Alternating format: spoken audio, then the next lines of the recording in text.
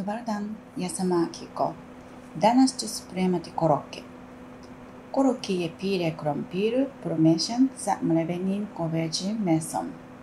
Materijal: krompir, luk, mleveno goveđe meso, brašno, jaje, brezra, sol i biber. Isečite krompir i skubajte. Kada počne da vri, kuvajte 15 minuta. U međuvremenu isečite luk i propružite. Dodajte mleveno goveđe meso, stavite sol i biber i propružite sve zajedno. Krompir je skuvan, odcedite vodu i ostavite 5 minuta. Ispaširajte krompir i pomešajte sa dimstam mlevenim mesom.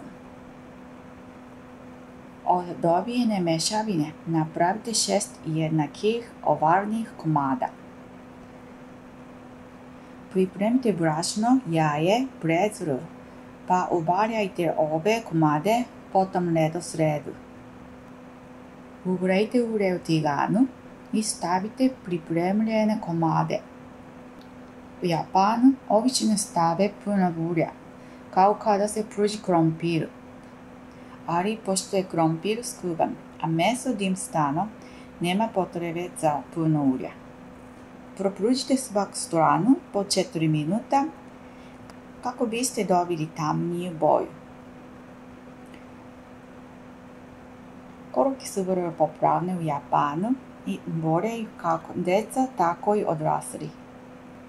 Nadam se da će vam se dopasti.